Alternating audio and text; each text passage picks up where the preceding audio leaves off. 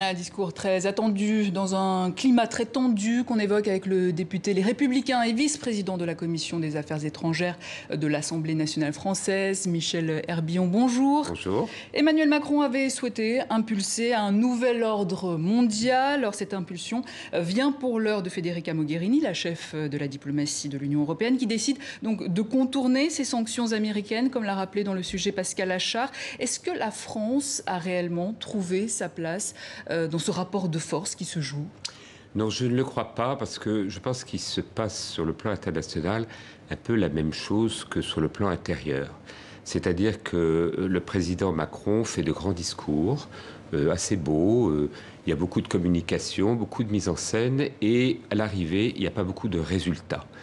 Et on le voit sur toute une série de dossiers, que ce soit... Et qu'est-ce que vous dénoncez sur le plan intérieur, par exemple? Non, sur le plan intérieur, c'est qu'il n'y a pas de résultat. Sur le plan économique, par rapport à ce qu'avait promis Emmanuel Macron. Et c'est pour ça qu'il y a de la déception.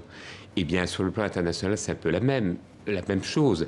Et je dois dire d'ailleurs que c'est assez difficile de s'ériger en donneur de leçons et en champion quand on a une situation économique, je parle vis-à-vis de nos collègues européens, vis-à-vis des pays européens, où la France a le bonnet d'âne d'à peu près tous les indicateurs économiques.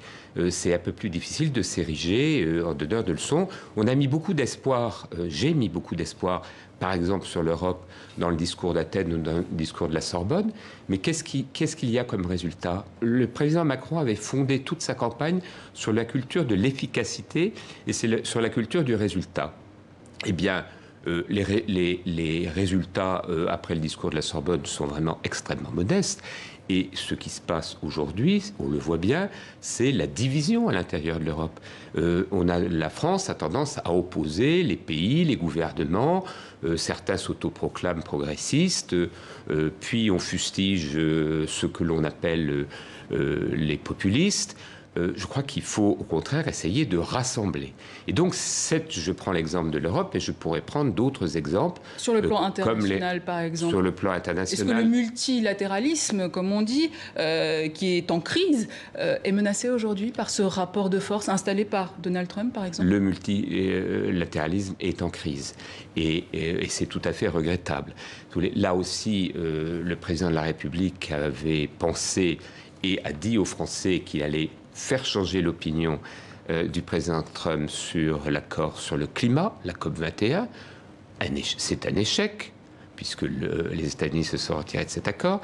Il avait dit la même chose en ce qui concerne l'accord sur le nucléaire iranien, et il avait dit que c'était l'objectif de cette visite d'État à Washington. On a vu ce que ça a donné. Il y a eu les embrassades, il y a eu les effusions, mais au final, il y a eu une déclaration extrêmement précise de Donald Trump qui s'est retiré de l'accord iranien. Je dis tout ça en le déplorant, en le regrettant, parce que ce que je souhaite, c'est que la France joue un grand rôle dans le monde. Mais force est de constater qu'au bout d'un an et demi, depuis l'élection d'Emmanuel Macron, on ne peut pas dire que la voix de la France porte davantage, et le risque que l'on peut avoir, c'est d'être isolé. Vous parlez du climat, justement, un autre sujet de point qui sera évoqué à l'Assemblée générale de l'ONU. Emmanuel Macron recevra d'ailleurs ce mercredi le titre de champion de la Terre au One Planet Summit sur le climat. C'est mérité pour celui qui a fait baisser les bras, le plus passionné peut-être des écolos, Nicolas Hulot? Là, il va recevoir 2 titres, c'est extraordinaire. Champion de la Terre, avec le Premier ministre indien, qui d'ailleurs ne sera pas là. Narendra Modi. Voilà, et puis champion du climat, qui va partager avec 14 autres personnes. Bon, ça c'est un peu de la communication. Bien sûr, il y a la réunion du One Planet Summit, très bien, mais qu'est-ce qu'il y a en face? C'est que le champion de l'écologie, qui était Nicolas Hulot et qui est connu partout dans le monde et qui était présenté comme le porte-drapeau de la politique d'Emmanuel Macron en matière d'écologie, a démissionné. Mais il a démissionné avec un réquisitoire terrible. Il suffit de lire sa déclaration quand il a quitté le gouvernement. Je doute qu'il n'a même pas prévenu le président de la République de son départ. Mais c'est un réquisitoire en disant « J'ai cru que, Monsieur le Président, que vous alliez défendre un modèle écologique. En fait, vous défendez le modèle du libéralisme économique et l'écologie n'est pas votre priorité. » Beaucoup de sujets qui fâchent attendus donc lors de cette Assemblée nationale. Le Yémen, la Birmanie, la Libye, le Venezuela ou encore la Syrie. Emmanuel Macron qui continue de demander une solution politique en Syrie sans Bachar al-Assad. Est-ce à la France d'en décider ? Je crois que la France est relativement absente du dossier syrien et encore une fois je le déplore et je le regrette. Elle devrait s'ingérer un petit peu plus là aussi vous, il faut concerter, il faut c'est un sujet extrêmement compliqué sur lequel tous les pays ont échoué depuis longtemps. Il y a eu des positions de la France extrêmement divergentes. Je me réfère à la précédente législature. Mais là aussi, il faut, la solution passe aussi par un accord avec la Russie, par la question aussi de l'Iran et de l'intervention de l'Iran dans le secteur. Donc je crois que c'est un sujet qui est très important. Pendant ce temps, regardez cette image, monsieur le député. L'Odyssée de l'Aquarius se poursuit en Méditerranée, bientôt privé de pavillon. Le navire humanitaire est toujours en route donc vers Marseille, après avoir demandé à titre exceptionnel à la France de pouvoir y débarquer les 58 migrants secourus à son bord. Mais voilà, Paris n'est pas tout à fait d'accord. Elle évoque une solution européenne. Est-ce que c'est pas un peu hypocrite cette position de Paris après avoir critiqué l'Italie sur ce dossier? Mais c'est l'illustration de l'ambiguïté française, de la politique française. C'est-à-dire qu'on ne veut pas de l'Aquarius, et c'était la même chose lors du... Et Paris vient à l'instant de suggérer que l'Aquarius débarque à Malte.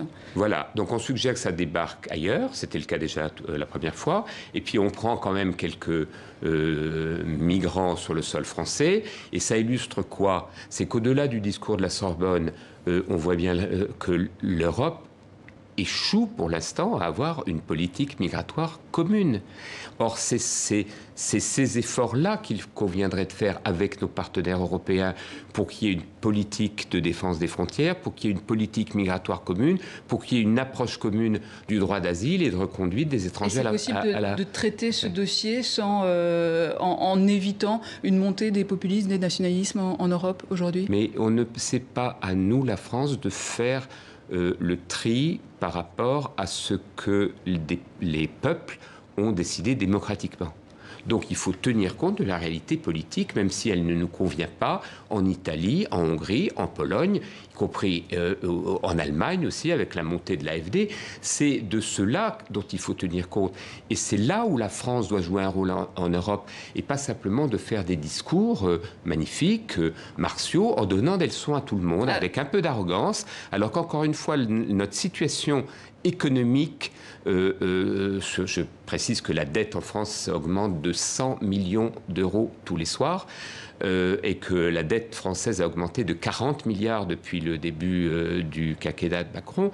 C'est pas comme cela qu'on doit faire pour donner des leçons. Monsieur le député, je voulais vous faire réagir sur un autre rendez-vous important de la journée à Paris, dans la cour des Invalides, cérémonie nationale d'hommage aux harkis. Emmanuel Macron a promu d'anciens combattants harkis et des représentants d'associations dans l'ordre de la Légion d'honneur. Un nouveau geste dans le travail mémoriel sur la guerre d'Algérie. De nouvelles mesures seront prises, mesures jugées insuffisantes par les harkis qui réclament notamment le pardon. Pourquoi est-ce si difficile pour la France de demander pardon, de reconnaître et d'évaluer peut-être les préjudices?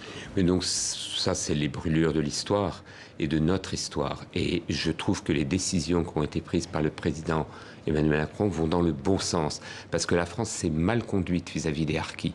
La France les a très mal accueillis, c'est le moins que l'on puisse dire, en 1962, au moment de l'indépendance de l'Algérie, alors que pour les harkis se sont battus sous les couleurs du drapeau français. Et donc nous leur devons réparation, nous leur devons écoute et bienveillance. Je crois que c'est plutôt comme cela qu'il faut traiter la question, et non pas la déclaration que le président avait faite pendant la campagne électorale, où il disait que la France était coupable d'un crime contre l'humanité en Algérie. Michel Herbillon, je rappelle que vous êtes député Les Républicains et vice-président de la Commission des Affaires étrangères de l'Assemblée nationale française.